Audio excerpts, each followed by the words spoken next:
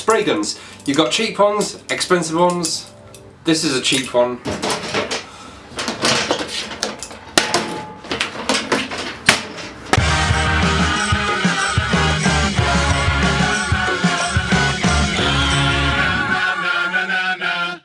Okay, so the reason that this GS550 fuel tank's taken so long for me to make a video is that it's just been going wrong from the very beginning. So as soon as the filler went on, I had problems with the primer, then problems with the base coat, with the white base coat, all sorts. And I'm putting it all down to this cheap gun that I've been using. It was alright for the CX500. I sort of barely got away with that. I had a couple of runs, but nothing that was going to bother me too much. You know, just take a block to that, 2000 grit, sand it down, and that's as good as I want it. However, the GS tank, kind of a different story. I don't know if it's been me that's been rushing these videos or trying to get things too perfect, but this gun's given me such a nightmare.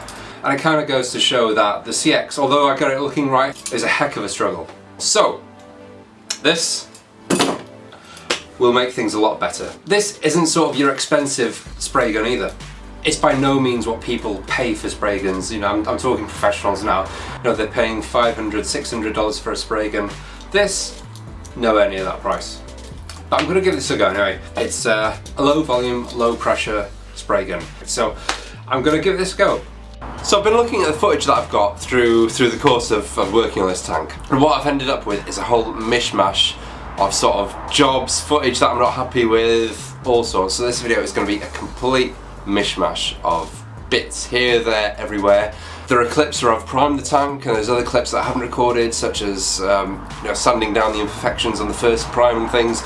Nonetheless, I'm going to put this video together just to show you how this tank's getting on. It's been a struggle, and it's partly my fault.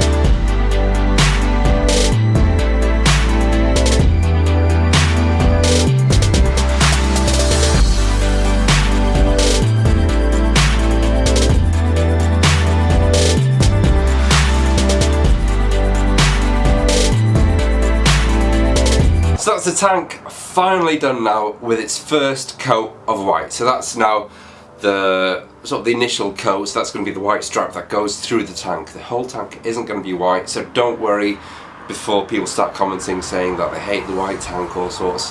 That's not the final colour, that's just the stripe. And so this is it, we have it here.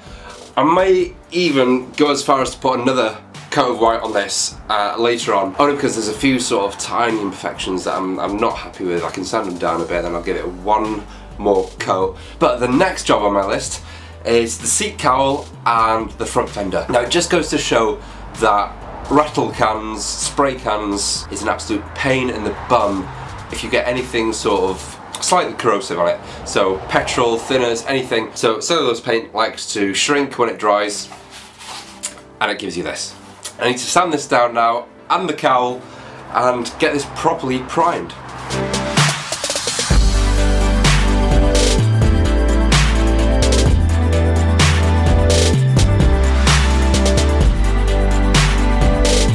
So here's an interesting find. When I first got the GS, it was in complete pieces, so I never got to see the original colour.